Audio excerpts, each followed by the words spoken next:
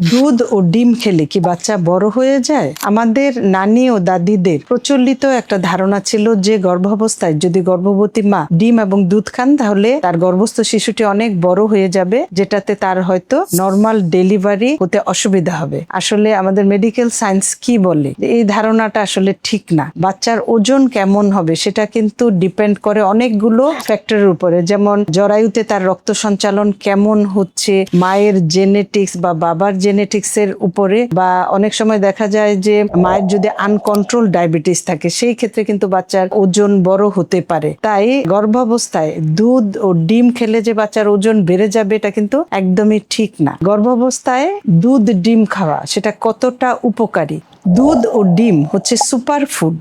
মা যদি গর্ভাবস্থায় প্রচুর পরিমাণে দুধ এবং ডিম খায় তাহলে যে উপকারগুলো হবে সেটা আসলে বলে শেষ করা যাবে না। দুধে আছে প্রচুর পরিমাণে ক্যালসিয়াম, যেটা বাচ্চার হাড়ের গঠনে সহায়তা করে এবং মায়েরও কিন্তু হাড়ের যে ক্ষয় সেটা প্রতিরোধ করে। আর ডিমে আছে কোলিন, যেটা বাচ্চার মস্তিষ্কের বৃদ্ধিতে হেল্প করে, এবং ডিএইচএ যেটা বাচ্চার চোখের বিকাশে হেল্প করে।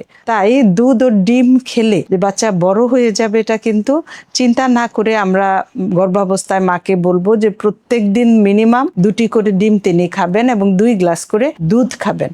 বাচ্চার নর্মাল ডেলিভারি হবে না সেটা চিন্তা করে যে মা এই প্রোটিনগুলো খাওয়া বন্ধ করে দিবেন বা কমিয়ে দিবেন এটা কিন্তু ঠিক না। তার পরিবর্তে তিনি অতিরিক্ত মিষ্টি জাতীয় খাবার বা কার্বোহাইড্রেট জাতীয় খাবারগুলো তিনি রেস্ট্রিক্ট করে প্রচুর পরিমাণে প্রোটিন খাবেন, কারণ প্রোটিন জাতীয় খাবার না খেলে মায়ের কম ওজনের বাচ্চা বা আইউজিআর বেবি হবে। তো এই যে গ্রোথ রিটার্ডেড যে বেবি তার কিন্তু জন্মের পরে বা জন্মের সময় বিভিন্ন রকমের জটিলতা থাকে, রোগ প্রতিরোধ ক্ষমতা কম থাকে। তাই গর্ভাবস্থায় প্রচুর পরিমাণে দুধ ডিম খাবেন এবং নর্মাল ডেলিভারি আপনার হবে না এটা চিন্তা করার কোনো কারণ নেই। সঠিক ওজনের বাচ্চা মানে হচ্ছে একটা সুস্থ বাচ্চা। বাচ্চা নর্মাল ডেলিভারি হবে কিনা সেটা কিন্তু ডিপেন্ড করে বাচ্চার পজিশনের উপরে এবং মায়ের পেলভিসের সাইজের উপরে, খাবারের উপরে নয়।